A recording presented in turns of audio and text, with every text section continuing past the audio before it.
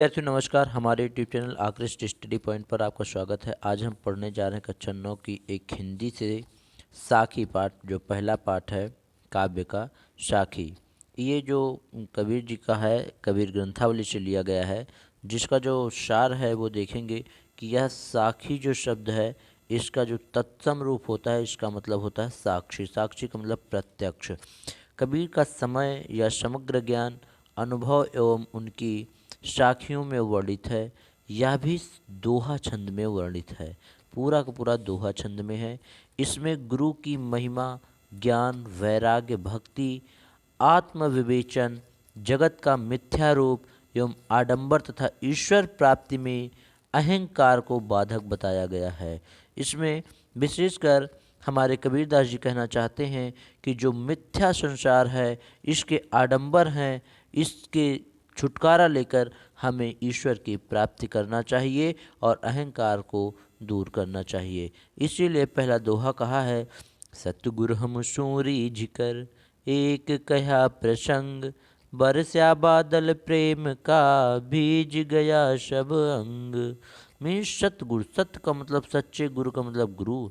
हम सु मीन्स हमसे, रीझ कर मीन्स प्रसन्न होकर के, एक कहा प्रसंग, एक प्रसंग को कहते हैं। मीन्स एक बात हमसे कहते हैं। कौन? अगर हमारे सच्चे गुरु जी जो होते हैं वो हमसे मीन्स हमारे सच्चे गुरु हमसे रीझ करके मीन्स प्रसन्न होकर के एक बात कहते हैं।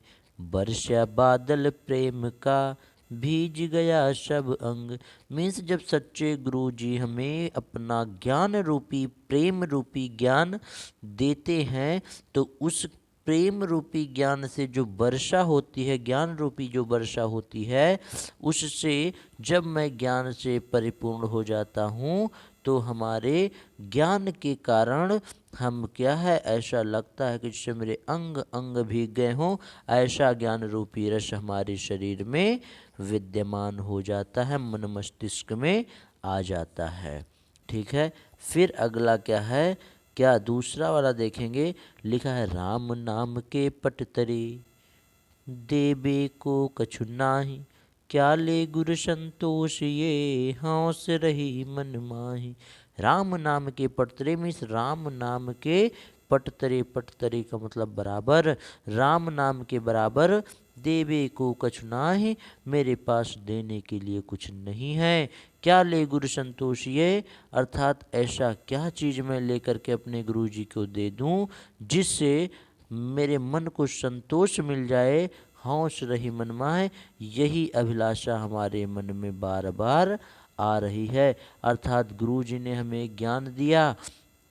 पहले में ये बताया गया कि गुरु जी ने हमें ज्ञान दिया। सच्चे गुरु जो होते हैं हमसे प्रेम पूर्वक मतलब खुशी हो करके, रीझ करके एक प्रसंग हमसे कहते हैं और वर्ष या बादल प्रेम का ऐसा ज्ञान एक प्रकार से हमें देते हैं कि ज्ञान रूपी, ऐसा लगता है ज्ञान रूपी बादल बरस रहा है, जिससे हमें जो ज्ञान की प्राप्ति होती है, उस रस से ऐसा लगता है जैसे हमारे अंग अंग भीज गए हों।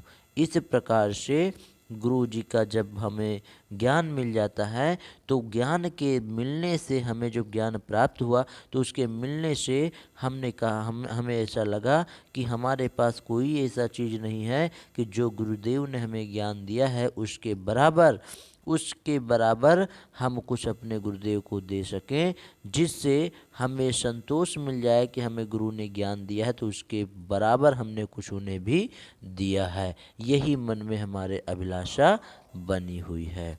इस प्रकार से दो दोहे खत्म। तीसरा है, ज्ञान प्रकाशा गुर मिल्या, सो जिन भी सर जाए, जब गोविंद कृपा करी, तब गुरु मिलिया आए। मीन्स ज्ञान प्रकाशा गुरु मिला, गुरु के मिल जाने से ज्ञान का प्रकाश फैल जाता है। सो जिन बिसर जाए, जिसकी वजह से, बिसर का मतलब बिसराया जाएगा, मतलब जा नहीं सकता, जिसकी वजह से ये बिसराया नहीं जा सकता। मीन्स गुरु जी का ज्ञान मिल जाने से, गुरु के ज्ञान रूपी प्रकाश मिलने से हमें उसे बिसराया नहीं जा सकता, मीन्स वो भुलाया नहीं जा सकता। जब गोविंद कृपा करी तब गुरु मिलिया आए। और जब गोविंद की कृपा होती है तब हमें सच्चे गुरु मिलते हैं। गोविंद का मतलब ईश्वर की कृपा से ही हमें अच्छे और सच्चे गुरुओं की प्राप्ति होती है। अब चलते हैं चौथे दोहे की ओर। चौथा दोहा कह रहा है, माया दीपक नर पतंग भ्रम भ्रम इवय पड़ंत, कहाँ कबीर गुरु ज्ञान थे एक आध उबरंत। मीन्स माया दीपक नर पतंग, जिस प्रकार से माया रूपी दीपक में नर पतंग मीन्स पतंगा बार बार, कोई दीपक अगर जलता होता था, जैसे हम लोग के यहाँ पहले डिब्बी जला करती थी और तेल की बाती से डिब्बी जलाया करते थे और उस डिब्बी के आसपास बहुत सारे पतंगे आकर बैठा करते थे और उसकी लौ से जो डिब्बी जल रही होती थी उसकी लौ से बहुत सारे पतंगे मर जाया करते थे, मर के वहीं के आसपास पड़े रहते थे। उसी प्रकार से इस माया रूपी दीपक में, माया रूपी जंजाल में नर रूपी पतंगे भ्रम भ्रम इवे पड़ंत, मीन्स भ्रम की वजह से बार बार इसमें पड़ते हैं। मीन्स बार बार उसमें जाते हैं। और कहें कबीर गुरु ज्ञान थे एक आधुरंत, और उसमें से जब गुरु का ज्ञान मिल जाता है, कबीरदास जी कहते हैं कि जब उनमें से किसी को गुरु का ज्ञान मिलता है तो उन सब कई सारे में से कोई एक आधुग्रंथ, कोई एक आधे ऐसे होते हैं जो उब्रंत मीन्स इस माया रूपी संसार से बाहर निकल पाते हैं, अर्थात मोक्ष की प्राप्ति कर पाते हैं। अब देखते हैं अगला क्या कह रहा है। कहें कबीर गुरु ज्ञान थे एक आधुग्रंथ, ये चार हो गए। पांचवा है, जब मैं था तब गुरु नहीं, अब गुरु हैं हम नाही, प्रेम गली अतिशा करी, तामे दो न समाई। जब गुरु था तब मैं नहीं, जब मैं था तब गुरु नहीं, मैं का मतलब अहंकार, मीन्स अहंकार तब जब था तब गुरु नहीं, तब हमारे पास ईश्वर नहीं थे। ईश्वर रूपी जो गुरु होते हैं वो हमारे पास नहीं थे। अब गुरु हैं हम ना, और अब ईश्वर की हमें प्राप्ति हो गई है, लेकिन अब यहाँ पर हमारे अंदर अहंकार नहीं है। हमारे पास क्या नहीं है? अहंकार नहीं है। प्रेम गली अतिशा करी, इतनी सकरी हुई प्रेम की गली होती है कि तामे दोनों समाज, जिसमें दोनों समाहित नहीं हो सकते। मीन्स ये प्रेम की गली जो भगवान के प्रेम रूपी रास्ता होता है, ये इतना सकरा होता है, इतना पतला रास्ता होता है कि इसमें एक तो भैया जो है ना, अगर गुरु रहेंगे तो वहाँ अहंकार नहीं, अहंकार रहेगा तो गुरु नहीं। मीन्स इन दोनों में से कोई एक ही रह सकता है, दोनों लोग रहना संभव नहीं है। ठीक, फिर अब चलते हैं अगले की ओर। हर प्रेम गली अतिशाकरी, तामे दो न समाए, ये हो गया ना। अगला है क्या? हरे भगत भजन हरि नाव है, दूजा दुख अपार, मनसा बाचा कर्म ना, कबीरा सुमिरन सार। भगत भजन हरि नाम है, मीन्स भक्ति करना, भजन करना, ये सारे क्या हैं? हरि नाम है, भगवान रूपी नाम है। जिस प्रकार से पानी की नैया पर बैठकर हम पानी को पार कर जाते हैं, नदी या समुद्र जो भी लांघना चाहें नाव के माध्यम से लांघ सकते हैं, ठीक उसी प्रकार से भक्ति और भजन करने से भगवान रूपी नैया के माध्यम से हम बेड़ा पार कर जाएंगे। दूजा दुख पार, इनके अलावा और इस संसार में सारा का सारा नश्वर है, अर्थात अपार दुख है। और मनसा बाचा कर्मना, कबीरा सुमिरन सार। और मनसा बाचा कर्मना, कबीरा सुमिरन सार, मीन्स बाकी मन से, कर्म से, वाणी से, वाचा का मतलब वचन से, मनसा का मतलब मन से, कर्म से, वाणी से या वचन से, ये सारी चीज़ों से कबीरा सुमिरन सार।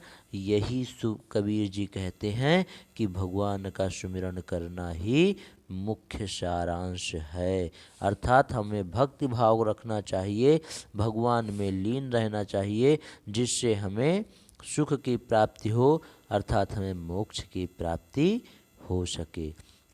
अब देखते हैं अगला क्या कह रहा है। अगला कह रहा है, कबीरा चित्त चमकियाँ। भैया, कबीरा चित्त चमकियाँ, चहुदिश लागी लाए, हरि गुण हरि सुमिरन हाथों घड़ा, बेगे लेहु बुझाए। क्या कहा कि कबीरा चित्त चमकियाँ, चहु दिश लागी लाए, और हरि सुमिरन हाथों घड़ा, बेगे लेहु बुझाए। कबीरा चित्त चमकियाँ, चित्त का मतलब होता है शरीर, चमकियाँ का मतलब चमकाना, चहु दिश लागी लाए, लाई का मतलब आग। अर्थात इस प्रकार से चित्त चमक रहा हो जैसे मानो कि चारों ओर, चार चहु का मतलब चारों, दिश का मतलब दिशा में, चारों दिशा में, लागी का मतलब लगी हो, लाई का मतलब आग, चारों दिशा में आग लगी हो, ऐसा चमकता हुआ चित्त, हरि सुमिरन हाथू घड़ा, बेगे लेहु बुझाए। हरि का सुमिरन करके ये जो पाप रूपी घड़ा है वो जल्द से, बेगे का मतलब जल्दी से, लेहु बुझाए मीन्स बुझा दीजिए। मीन्स जो चित्त चमकता हुआ है वो ऐसा महसूस हो रहा है, कबीर जी कहते हैं, जैसे मानो कि चारों ओर आग लगी पड़ी हो। और हरि के गुण गा करके, सुमिरन कर करके, हाथ में घड़ा जो है आपका पाप रूपी घड़ा, उस पाप के घड़े को बेगे लेहो बुझाए मीन्स जल्द ही, बेगे का मतलब जल्द ही इसको बुझा लीजिए। अब देखते हैं अगला क्या कह रहा है। अगला कह रहा है, अंखड़ियाँ झाई पड़ी, पंथ निहार निहार, जीभड़ियाँ छाला पड़ा, राम पुकार पुकार। अंखड़ियाँ झाई पड़ी, पंथ निहार निहार, जीभड़ियाँ छाला पड़ा, राम पुकार पुकार। अंखड़ियाँ की मीन्स आँखों में झाई पड़ गई, आँखों में झाई पड़ गई। पंथ निहार निहार, पंथ का मीन्स रास्ता, निहार निहार मीन्स देखते देखते, आँखों में झाई पड़ गई। किस क्या देखते देखते, पंथ देखते देखते मीन्स रास्ता देखते देखते। और जीभड़ियाँ छाला पड़ा, राम पुकार पुकार, और जीभ में छाला पड़ गए। क्या करते करते, राम को स्मरण करते करते या पुकारते पुकारते। तो राम पुकारे पुकार मीन्स भगवान का स्मरण करते करते जीभ में छाला पड़ गए, पुकारते पुकारते, और आँखों में झाई पड़ गई उनका, रास्ता निहारते निहारते। सेम टू सेम ये बात जा रहा है जो शबरी राम के लिए परेशान हुआ करती थी, उसी प्रकार से यहाँ पर कबीरदास जी कहते हैं कि आँखों में झाई पड़ गई, पंथ निहार निहार में रास्तों को देख देख करके, और जीभों में छाला पड़ गए। किस लिए, राम पुकार पुकार में राम का सुमिरन करते करते। अगला है, झूठे सुख को सुख कहें, मानत हैं मन मोद, जगत चबैना काल का, कछ मुख में कछ गोद। मीन्स झूठे सुख को सुख कहें, मीन्स ये जो नश्वर संसार है, यहाँ पर झूठे सुख को लोग क्या कहते हैं, सुख कहते हैं। मानत हैं मनमोद, और ये भी मानते हैं कि मन मोद मीन्स अपने मन ही मन खुश होते हैं, ऐसा लोगों का मानना है। और जगत चबैना काल का, और ये काल रूपी जो चबैना है, ये जगत का जो काल रूपी चबैना है, कछ मुख में कछ गोद, अर्थात काल के कुछ हाथ में है और कुछ मुंह में है। मीन्स ये झूठा सुख जो लोग मानते हैं कि ये हमारे बहुत, हमारे पास 4 बंगले हैं, 4 गाड़ियां हैं, 4 ये हैं, 5 वो, बहुत सारी चीज़ों का तींगे मारते रहते हैं, ये झूठे सुख को सुख कहते हैं। और मन ही मन मार प्रफुल्लित रहते हैं, खुश रहते हैं। और जगत जगत चबैना काल का, कछ मुख में कुछ गोद। और ये चीज़ इनको नहीं पता है लोगों को कि ये आज हमारे पास जो नश्वर संसार में नश्वर चीज़ें हैं, ये कुछ तो काल के हाथों में हैं और कुछ काल के मुंह में जा चुकी हैं। मीन्स जब बच्चा बड़ा होने लगता है तो वह धीरे धीरे धीरे धीरे बढ़ते बढ़ते जब यौवन अवस्था से ढलने लगता है, तब वो किसके हाथ में चला जाता है, काल के। और जब वो एकदम बूढ़ा हो जाता है तो काल उसको अपने मुंह में रख लेती है, अर्थात उसको ख़त्म कर देती है। तो वो कुछ तो उसके मुंह में है, कुछ उसके हाथों में है। यही कहते हैं कबीरदास जी कि झूठे सुख को सुख कहें, मानत हैं मनमोद, और जगत चबैना काल का, कछु मुख में कछु गोद। अब चलते हैं अगले 10 नंबर दोहे की ओर। क्या कह रहा है 10 नंबर दोहा, देखते हैं क्या कह रहा है। सब अंधियारा मिट गया, क्या, जब जब मैं था तब हरि नहीं, अब हरि है मैं नाही। सब अंधियारा मिट गया, जब दीपक देखा माय। मीन्स जब मैं था तब हरि नहीं, जब अहंकार था तब भगवान वहाँ नहीं थे, और अब भगवान है वहाँ पर अहंकार नहीं है। मैं का मतलब अहंकार नहीं है। सब अंधियारा मिट गया, जब दीपक देखा माय। मीन्स जब ज्ञान रूपी दीपक का प्रकाश हमारे अंदर प्रज्वलित हुआ तो सारा अज्ञान रूपी अंधियारा हमारे अंदर से मिट गया, अर्थात हमारे अंदर अब ज्ञान की प्राप्ति हो गई है। अब हमारे अंदर ज्ञान की प्राप्ति हो गई, अब हमें क्या है, मोक्ष की प्राप्ति हो गई है। अब देखते हैं अगला। कबीरा कहा गर्भियो, ऊंचे देखी आवाज, काली पर्यो भय लौटना, ऊपर जामे घास। मीन्स कबीरदास जी कहते हैं, हे मानो, हे मनुष्य, तुम अपने शरीर पर क्यों गर्व करते हो, अपने ऊंचे ऊंचे आवास में इस घरों को देख करके क्यों गर्व करते हो, क्यों आप उस पे घमंड करते हो। काल पर्यों भय लौटना, ऊपर जामे घास। और काल रूपी जो चक्र चलेगा, परें भय लौटना, आपके ऊपर लौट कर आएगा, या आप जब आपके ऊपर काल आएगा तो आप इसी भूमि में लेट जाओगे। लौटना का मतलब गिर जाओगे या चले जाओगे, खत्म हो जाओगे, नष्ट हो जाओगे। ऊपर जामे घास, और आपके ऊपर जहाँ आपका समाधि स्थल होगा वो आपके ऊपर घास का जमावड़ा हो जाएगा। मीन्स आप इसी सद मिट्टी में समाहित हो जाओगे। इसलिए ऊंचे ऊंचे घरों को देख करके, ऊंची बिल्डिंगें, ऊंचे मकान देख करके गर्व मत करो। आप क्या करो, भगवान का सुमिरन करो और अपनी मोक्ष की प्राप्ति की ओर बढ़ो। अगला कह रहा है, यहूँ ऐसा संसार है, जैसा सैंबल फूल, दिन दस के व्यवहार को, झूठे रंग न भूल। यहूँ ऐसा संसार है, जैसा सैंबल फूल। कबीरदास जी कहते हैं, या ऐसा यह संसार है जैसे सैंबल फूल में सैंबल के फूल की भांति यह संसार है। जिस प्रकार से सैंबल का फूल कुछ क्षण के लिए बहुत ही रोचक आकर्षक होता है, ये लाल कलर का एक बहुत ही आकर्षक फल होता है, फूल होता है। उसी प्रकार से इसी सैंबल के फूल रूपी जैसा ये हमारा क्या है, रोचक और आकर्षक संसार है। दिन दस के व्यवहार को, झूठे रंग न भूल। इस दिन दस के 2-4-10 दिन के व्यवहार के लिए झूठे रंग न भूल, ये सारे रंगों को आप ना भूलो। आप अपने भगवान में लीन रहो और मोक्ष की प्राप्ति हेतु अग्रसर रहो। अगला कह रहा है, यही अवसर चेत्या नहीं, पशु ज्यों पाली देह, राम नाम जाना नहीं, अंत पड़ी मुख से। मीन्स यह ऐसा अवसर हमें मिला जिसकी चेतना हमने नहीं की, जिसके बारे में हमने सोचा तक नहीं, चिंता तक नहीं किया, और पशु ज्यों पाली दें, और पशु के समान हमने इस शरीर का पालन कर लिया। जिस प्रकार से पशु लोगों को कोई चीज़ की चिंता नहीं होती, चाहे भगवान की पूजा की जाए चाहे ना की जाए, कुछ हो या ना हो, परोपकार का कोई कार्य नहीं होता, उनको केवल अपनी देह को पालन करना होता है। मिस उन्हें जो मिल जाए वही खा लेंगे, बस उसी में मस्त है, किसी से उनको कोई परवाह नहीं होता है।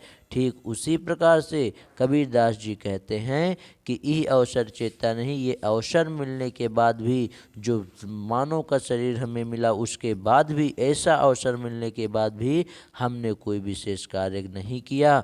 पशु ज्यों पाले देह, पशु के समान इस देह को भी पाल लिया। राम नाम जाना नहीं, अंत पड़ी मुख से, और भगवान का सुमिरन कभी किया ही नहीं।